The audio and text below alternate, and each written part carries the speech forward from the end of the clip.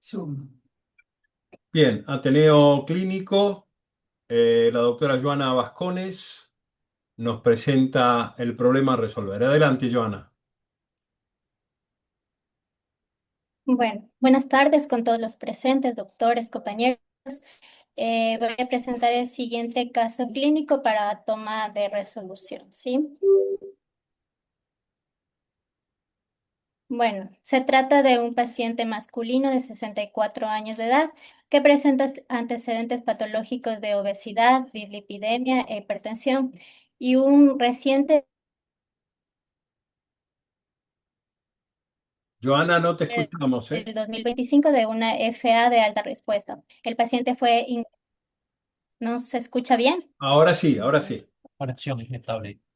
Conectate a Bueno. una red de datos, José. A mi Wi-Fi. Comparte internet. Va. Tienes internet. Sí. Te escuchamos bien, ¿eh, Joana? Seguí adelante. Bueno, voy a repetir entonces. Bueno, se trata de un paciente masculino de 64 años de edad con antecedentes patológicos, presenta obesidad, dislipidemia 2025 de una FA de alta respuesta, que se evidenció como hallazgo en una consulta prequirúrgica del paciente. El paciente presentó internación por este motivo y se le dio únicamente control de frecuencia cardíaca con beta bloqueante.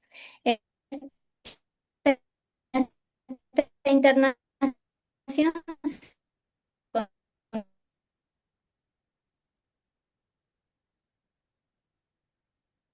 Te congelaste, del Joana. 39%.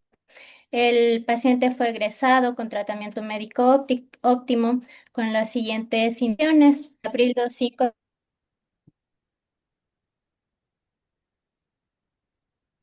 Ahí está, ahora sí. Así te escucho bien. Listo. Bueno, me quedé en la medicación con la que el paciente egresó. Enalapril 2,5 cada 12, bisoprolol 10 diario, espironolactona 25, dapaglifosina, atorvastatina y anticoagulación con rivaroxaban 20 cada día. Se dio de alta al paciente con seguimiento ambulatorio para estudio de su patología. Debemos tomar en cuenta que el paciente tiene un antecedente de ruptura de meñisco de rodilla del lado izquierdo. ¿Esa fue la cirugía, Joana? No, ese es el antecedente, pero él tuvo una consulta prequirúrgica secundaria a esta afección. Bien. ¿Sí? También entre el interrogatorio que se le hizo al paciente, él nos refirió que hace un mes dejó de tomar toda esta medicación con la que se le había enviado de alta. Listo, entonces el cuadro clínico del paciente inicia el día 19 de marzo del presente año, mientras se le realizaba una consulta por chequeo prequirúrgico de artroplastía, en la que se realizó un electrocardiograma en la que se evidencia un aleteo auricular de alta respuesta ventricular con una frecuencia de 170 latidos por minuto, perdón. Por este motivo fue derivado de consultorio de cardiología hacia la unidad de cuidados intensivos en esta institución.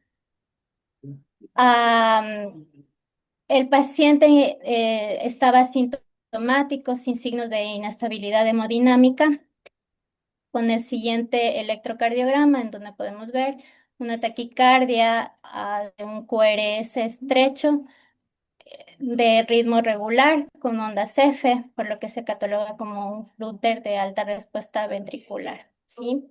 Podemos evidenciar ahí. Sí. En el Espera, volvé para atrás.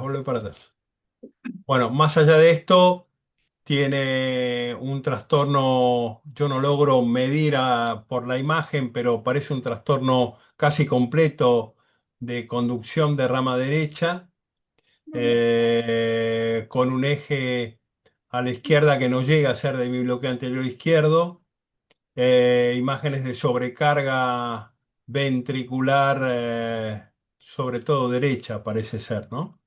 ¿El paciente no tenía antecedentes respiratorios? No, ¿no? No, no tiene antecedentes respiratorios. Él no fuma, no bebe, no tiene ningunos otros Monje antecedentes. tibetano el señor. Sí, muy bien. Al examen físico ingresa con una presión en 138/85, manejando una media de 86 milímetros de mercurio, la frecuencia calculada en 150, afebril, saturando 97% aire ambiente. Ingresó vigil, sin foco neurológico, motor ni sensitivo, ventilando espontáneamente con una adecuada mecánica ventilatoria, murmullo vesicular, sin ruidos sobreañadidos. A nivel de corazón, R1 y R2 audibles en 4 focos, paciente taquiarrítmico con adecuado llenado capilar. En extremidades simétricas no se evidenció edemas, pulsos regulares y simétricos. Joana, Irregulares, él explicó por qué había dejado la medicación. por factores económicos nos explicó. Bien. Ajá, dejó de tomar por ese motivo. Bueno, esta es la radiografía que se le realizó de ingreso, en donde vemos que está bien inspirada, centrada y penetrada. A nivel pulmonar se evidencia una leve infiltrado intersticial, una cardiomegalia grado 3 y un botón aórtico prominente, sin otros hallazgos Y calcificado, prominente y calcificado. clasificados.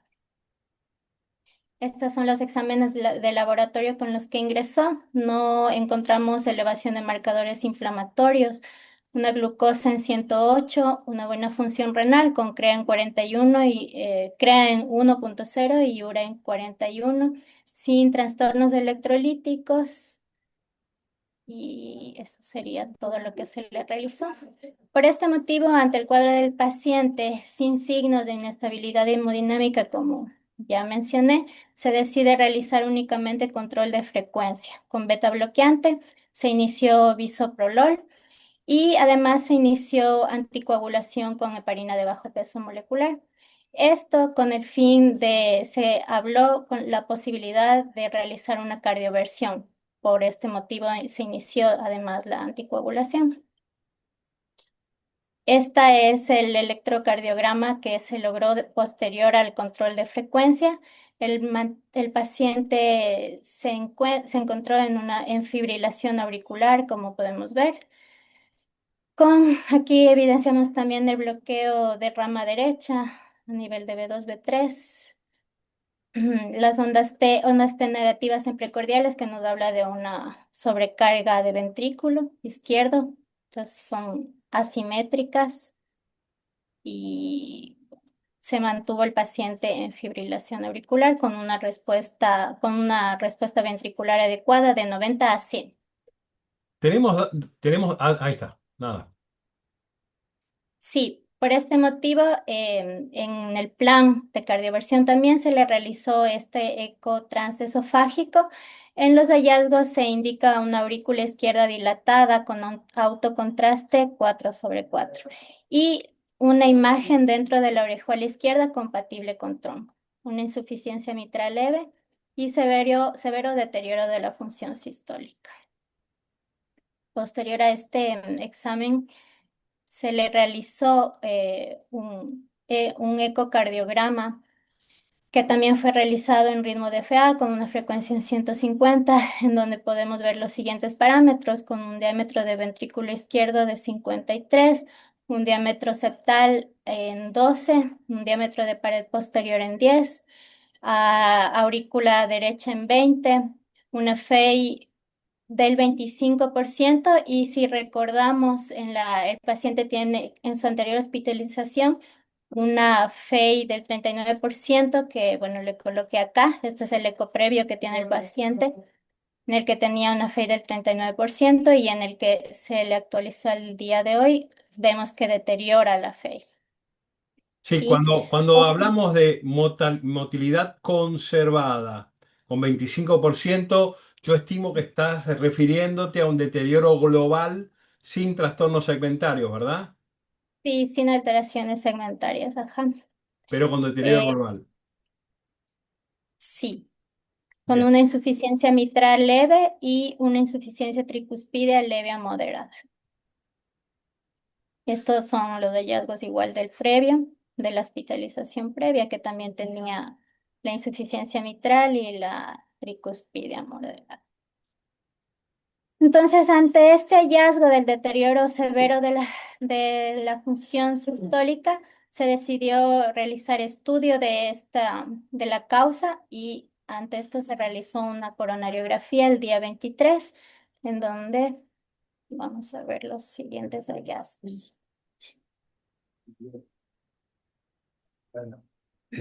Bueno, aquí podemos ver una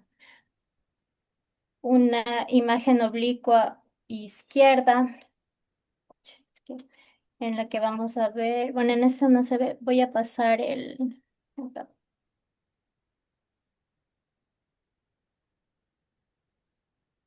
en donde ahí podemos evidenciar algunas alteraciones a nivel circulatorio, sobre todo en el tronco en la parte distal del tronco de la coronaria izquierda. Voy a pasar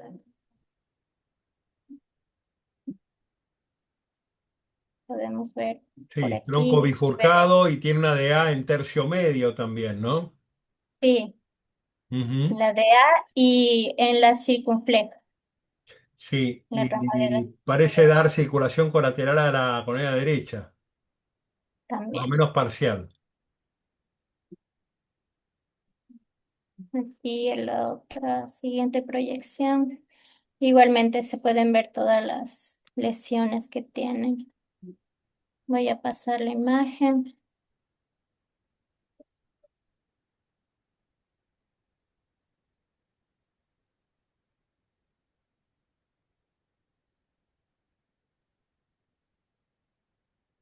Bueno, aquí igualmente vemos todo el deterioro que tiene a nivel coronario.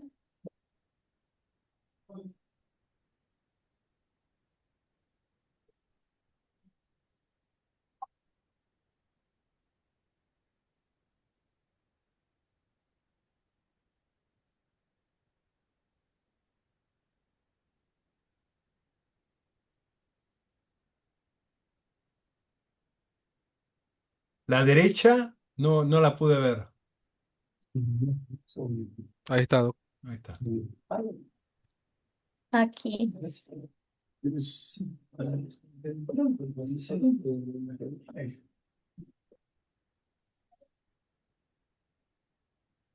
Es pequeña. Sí, es pequeña, por eso tiene una circunfleja dominante, pero Ujú. no sé si no tiene una lesión proximal ostial de la derecha. Volví a inyectar la derecha.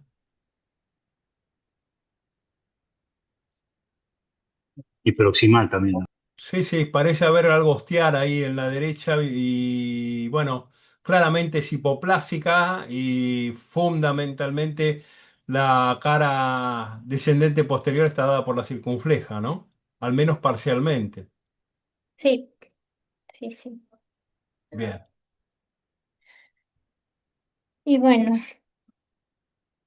en los hallazgos que se reportó en la coronariografía, encontramos una coronaria derecha difusamente enferma, con un tronco de la coronaria izquierda con una estenosis moderada a severa a nivel distal. En la descendente, una estenosis severa ostial, ocluida distalmente de fino calibre.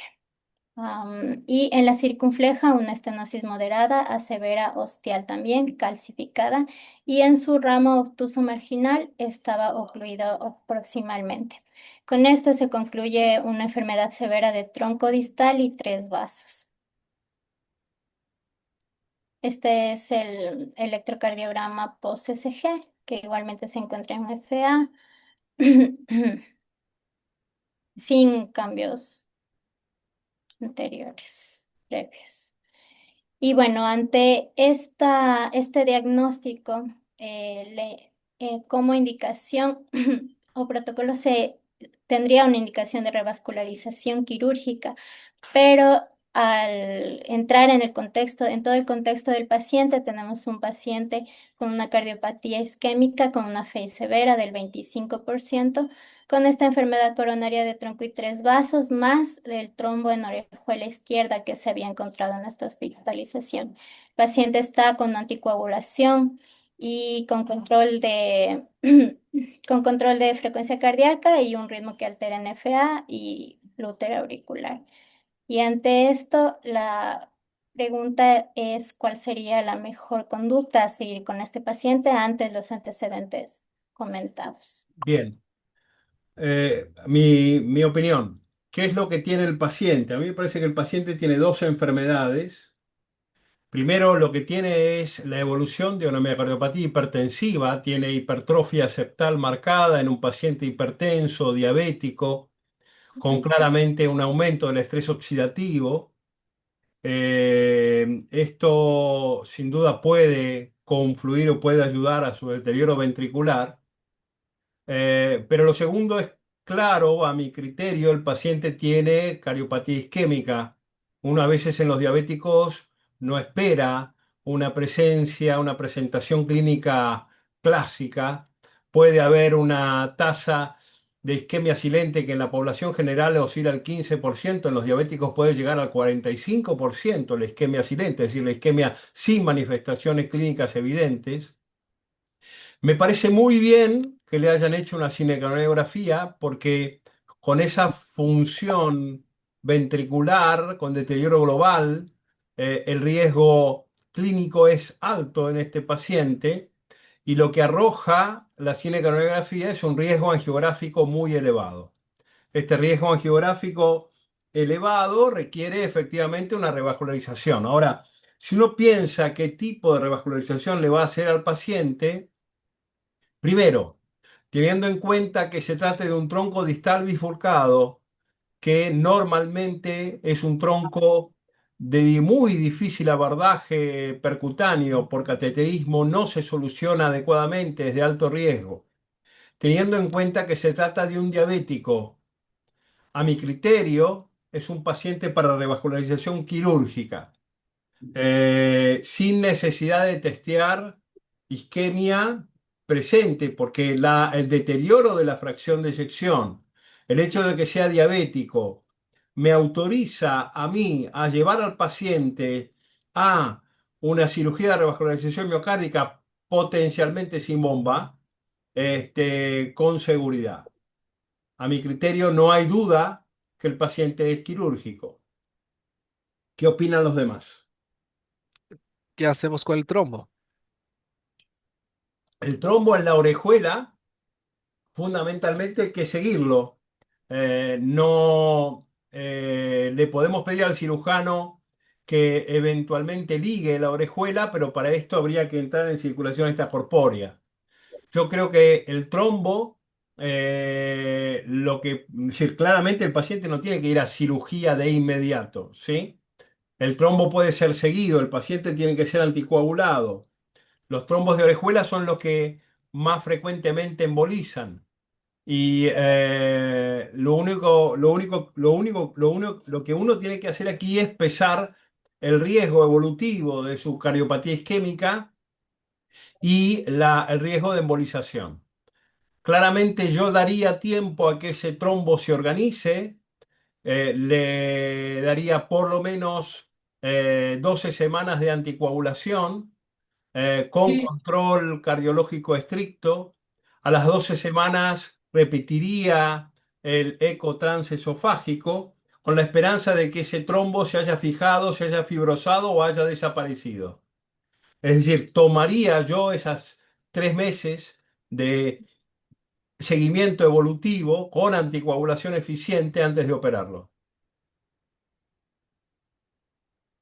Pero es quirúrgico, claramente el paciente debe ser revascularizado y no puede ser revascularizado por vía percutánea, porque es diabético y la angioplastia en los diabéticos claramente no anda bien. Si tiene un syntax mayor de 20 y es diabético, es quirúrgico, y este tiene un paciente con un syntax de 35-40, con lo cual claramente es quirúrgico y es quirúrgico también por ser diabético. Yo creo que lo anticoagularía, esperaría 3 meses. Si el trombo no está, todo bien. Si el trombo está, por lo menos yo tengo la posibilidad de pensar que en 3 meses ese trombo se ha fibrosado, se ha organizado y su capacidad embolígena se ha reducido significativamente. ¿Está el doctor Castelli? ¿Está el doctor Lijó por ahí? Sí, ¿cómo anda? ¿Cómo estamos? ¿Bien? ¿Qué opinan ustedes? Bien, bien. No, yo estoy de acuerdo. Es lo mismo que pienso y pensaba ya previamente cuando tuvimos el paciente internado. Es quirúrgico. Sí, el hecho es cuánto tiempo hay que esperar para operarlo, que eso no lo habíamos definido. Pero me parece adecuado esperar 3 meses y regularizar. A mí lo que me preocupa es que tenés un ecocardio del 31 de diciembre, que tenés 39 fracción de eyección y 3 meses después tenés uno de 25. Quiere decir, esto habla de que tiene un alto monte isquémico y ese miocardio está muy, muy isquémico. Yo no sé si esperaría 3 meses para operarlo. Yo creo que es claramente quirúrgico. Eh, Ahora actualmente se pueden poner unos clips como para sellar la orejuela, y hacer una revascularización. Por ahí no sé si esperar 3 meses, por ahí yo no esperaría tanto, pero bueno, es una opinión, ¿no? Dato clave es si la evaluación de la fracción de eyección previa era con ritmo sinusal. Claro, Porque claro, esto es muy importante. Yo estaba por decir eso. Pero la fibrilación auricular en diciembre estaba con FA. estaba con FA. Claro. Sí, O sea, era Pero previo. estaba controlada, Doc.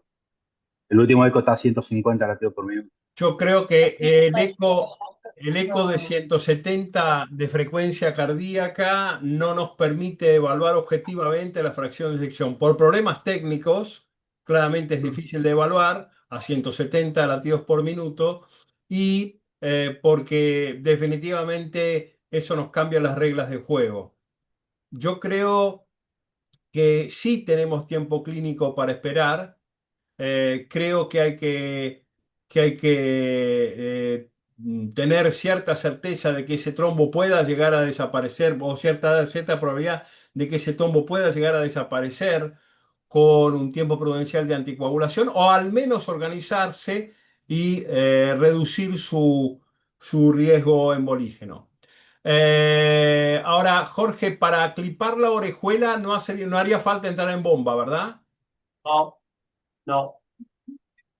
Bien. Pero aún así, la friabilidad Claramente este paciente con este monte isquémico entrar en bomba es muy es de riesgoso para riesgoso, esta claramente. bomba. Sí, al canular y Estamos, todo. Eh, hoy se está haciendo, hay unos clips como se utilizan, viste, que los oclusores para la orejuela que lo usan los de hemodinamia.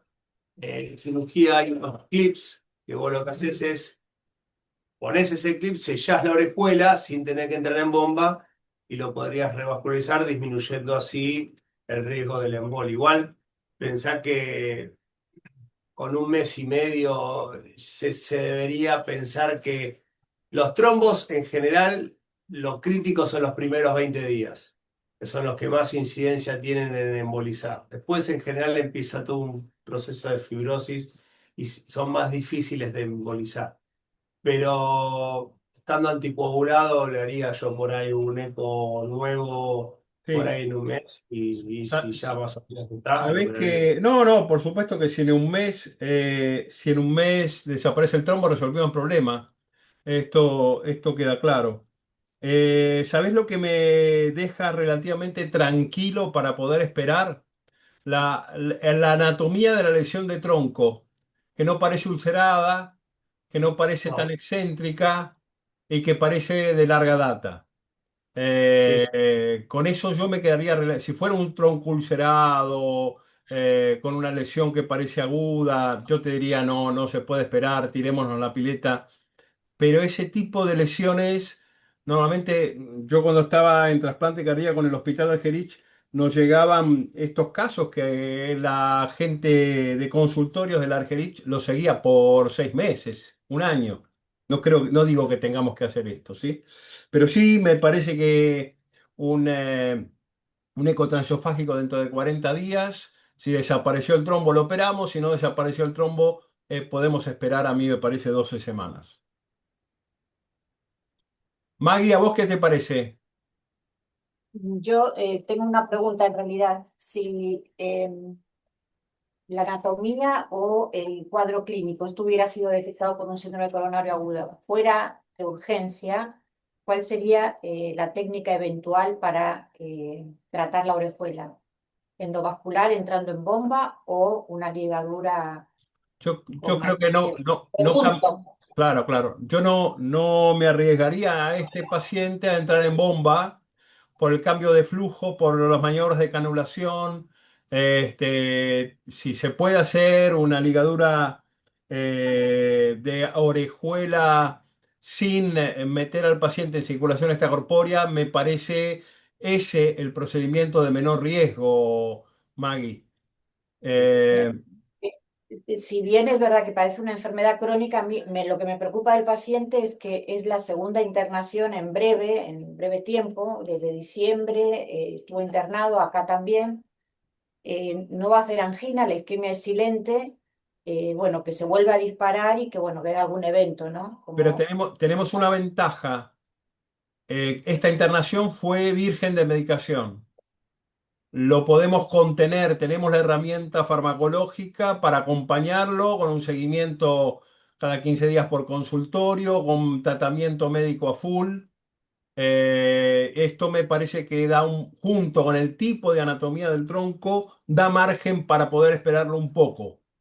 Claro que lo más fácil para nosotros sería mandarlo a quirófano la semana que viene, pero digamos, me parece que el margen máximo de seguridad es alejar lo más que podamos la cirugía dentro de márgenes de seguridad razonables para el paciente, ¿no? sí. Y el otro punto que me parece importante es con el paciente ver realmente si va a conseguir el Rivaroxaban y no lo va a volver a abandonar, ¿no? Porque si no, va a ser No, problemático. claro, me parece que es un paciente para Bastante anticar, complejo, porque si el paciente no puede pagar el Rivaroxaban, lo tenemos que anticoagular con certeza, no lo podemos dar de alta con algo que no va a Omar, poder pagar. Lo vamos a claro. tener que anticoagular con acenocumarol. Sí, Esta es una razón social que está fuera de las guías, pero es una realidad. sí, sí. Raneiro, ¿qué pensás? Bueno, yo estoy escuchando muy atentamente toda esta discusión. La verdad que coincido también con que hay que revascularizarlo. Lo que no habíamos discutido quizá era el tiempo, ¿no? Que si bien es cierto lo planteó usted con mucho, muy claro. Una pregunta más bien que yo tengo es el tema de la anticoagulación, suponiendo que en 40 días o en 2 meses este paciente lo podamos seguir ambulatoriamente y no tengamos evidencia de un nuevo trombo, creo que se debería clipar la orejuela igual. Sí, claro. Y la pregunta es, posteriormente, creo yo que debería continuarse con anticoagulación aunque se llegue a clipar la orejuela, digamos, De pensando acuerdo. en el día después. Si esto ¿qué les parece? A mí me parece que la principal causa de mortalidad fuera de cuadros como la miocardiopatía hipertrófica o el Wolff Parkinson White, la principal causa de mortalidad de una fibrilación auricular es la embolia. Con lo cual no tengo la menor duda que el paciente, aún clipada la orejuela, debería seguir anticoagulado. Aquí, evidentemente, hay que hacer un trabajo de asistencia social y de educación del paciente y de la familia porque si efectivamente no puede pagar el anti-10, no puede pagar el Rivaroxaban, va a tener que ser anticoagulado con acero y hay que enseñarle al paciente y decirle claramente que lo va a matar es una embolia y que la anticoagulación es realmente el principal resguardo que nosotros podemos darle para evitar la embolia. Ahí está el doctor Reich. ¿Cómo te va, Hernán?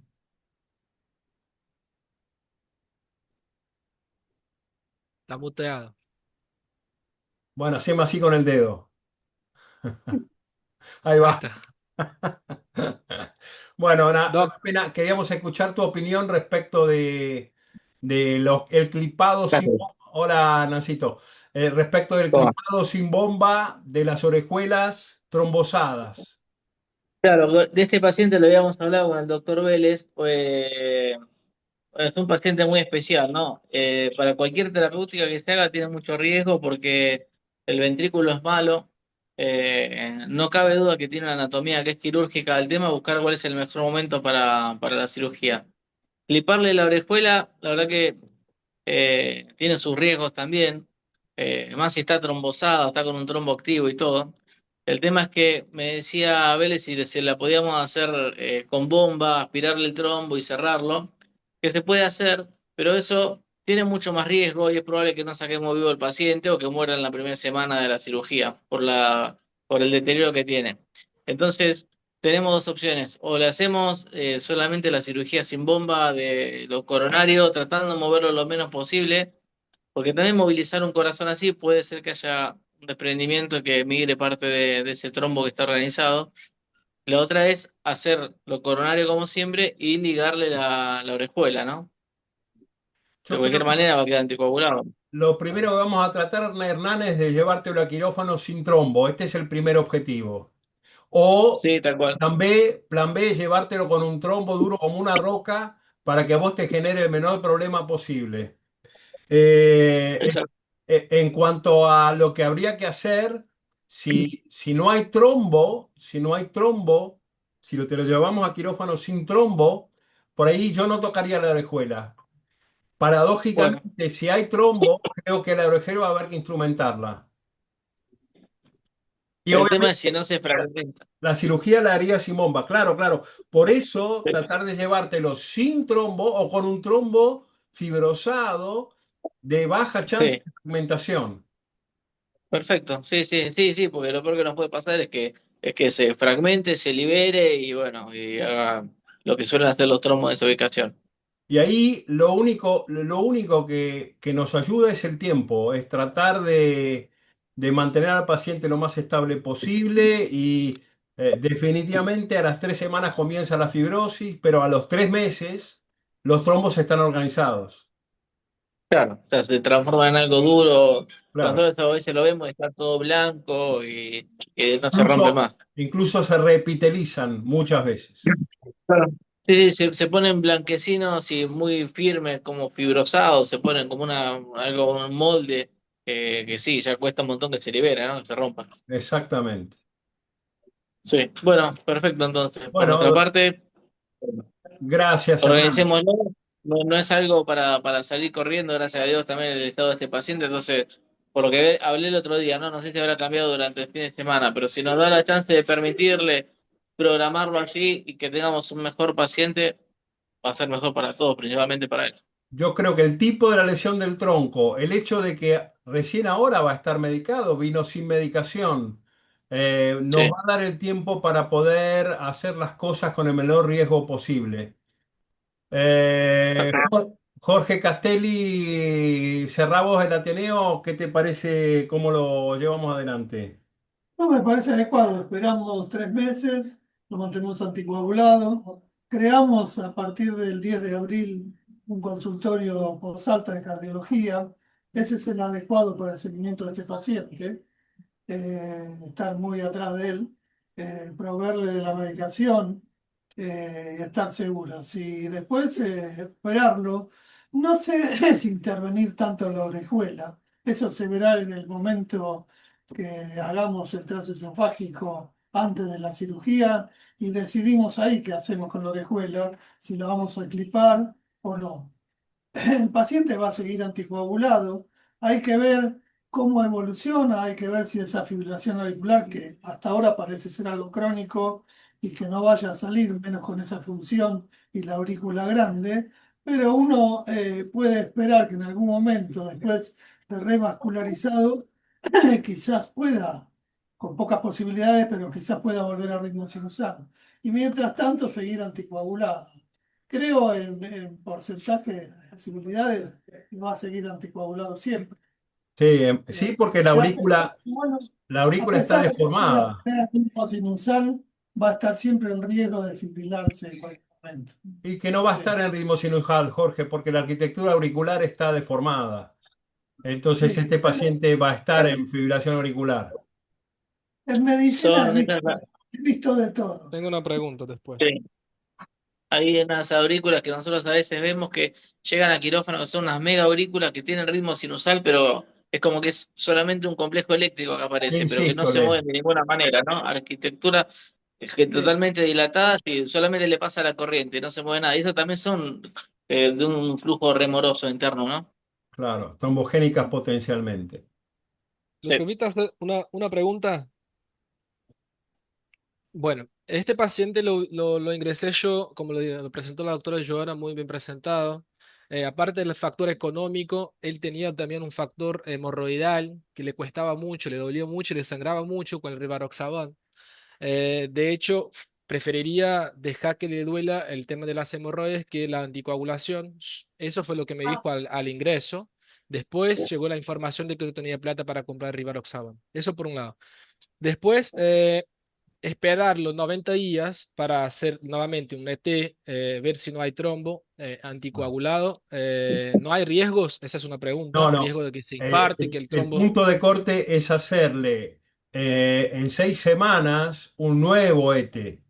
Si Ok, resolvió seis el semanas. trombo, aceleramos la cirugía. Si no resolvió el trombo, vamos hasta los tres Esperamos. meses. Perfecto. Con respecto a los riesgos, se trata de de un tronco y 3 vasos. También me genera un poco no sé, miedo, pregunto. Después, ponele que realizamos el transesofágico, no tenemos trombo. Creo que ya me contestaron por la alteración de la aurícula, no se cardiovierte, no lo paleteamos. Eso por otro lado. Eh, y quería saber si es una contraindicación absoluta la anticoagulación con el tema de las hemorroides. No, no. Gracias. Acá es decir, el paciente se va a morir de una CB, no por una proctorragia. Digamos, acá lo que hay que llevarlo es un proctólogo, resolver eventualmente las hemorroides si esto es realmente así, o tratarlas, porque hay veces que se tratan con antiinflamatorios y tratamiento tópico, pero no, no, definitivamente en este tipo de cuadros las hemorroides complicadas no son una contraindicación de anticoagulación.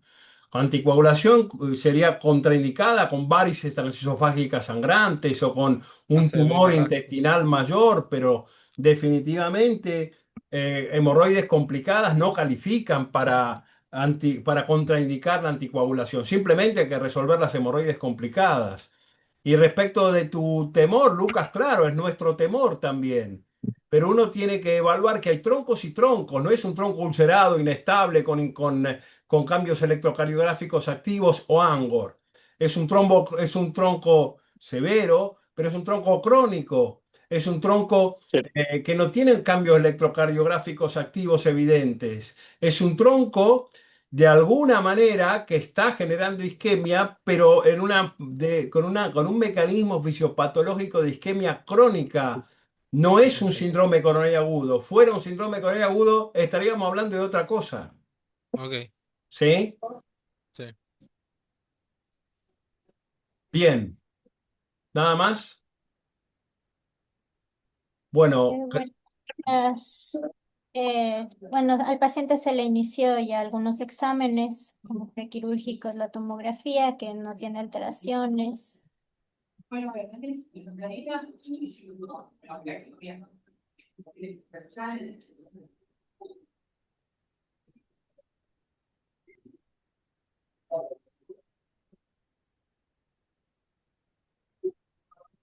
En la tomografía se le hizo el eco de vasos de cuello en el que se evidencia una carótida interna izquierda con una estenosis del 60%.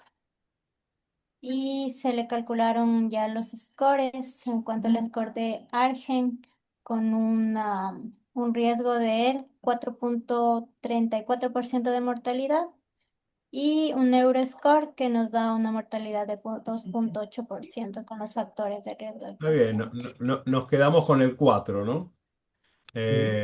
Bueno, Joana, muy bien, excelente presentación, buena estética, bien volcado los contenidos, felicitaciones. Gracias. Muy bien, Gracias. la próxima lo hacemos presencial. Un Bien. abrazo a todos y gracias por estar. Abrazo. Chao, Hasta gracias. luego. Chao. Hasta luego, gracias.